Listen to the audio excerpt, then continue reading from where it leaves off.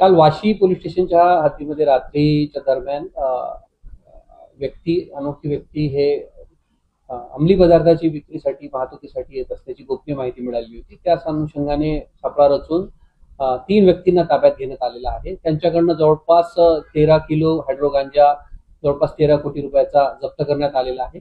एकूण 13.5 कोटी रुपयाचा माल यामध्ये जप्त करण्यात आलेला आहे.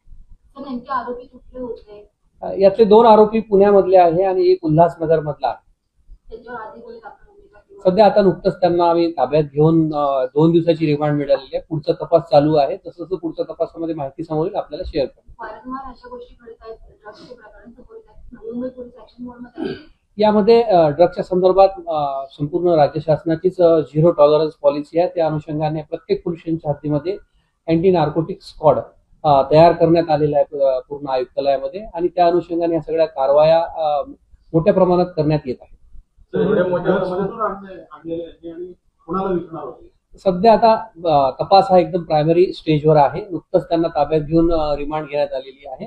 तसा जसा तपास पुढे जाईल, आपल्याला ती शेअर करण्यात येईल. तर हायड्रो गांजा आहे, तर पुष्कळ प्रकरणात देखील हायड्रो गांजाचं म्हणजे हे होत होतं, तर असे काही संबंध आलेले?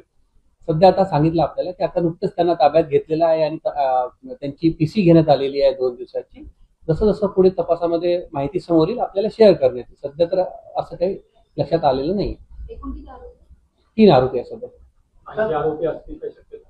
पुढील तपासामध्ये जसं निष्पन्न होईल तसं. सर, पंजाबवरून आता खूप मोठ्या प्रमाणात त्या ठिकाणी हायकोर्टाची असेल किंवा ते अफीमवर खूप मोठ्या प्रमाणात त्या ठिकाणी तस्करी होते. अगोदर हे सगळे नायजेरियन होते, आता पंजाबी लोक या ठिकाणी जास्त करतात, कारण पाकिस्तानमध्ये ड्रग्स रेट स्वस्त येते आणि ते स्वस्त प्रमाणात विक्री होते. काल 2 दिवसापूर्वी सुद्धा मला वाटतं एमसीने 1 करोड 25 लाखाची कारवाई केली.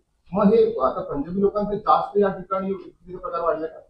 असं कुठल्या समाजाचा बद्दल सांगता येणार नाही, पण एरियामधनं येत आहे. या संदर्भात यापूर्वी सुद्धा कळंबोलीच्या केसमध्ये नवी मुंबई पोलिसांनी या संदर्भातल्या गुन्ह्यामध्ये मोका लावलेला आहे.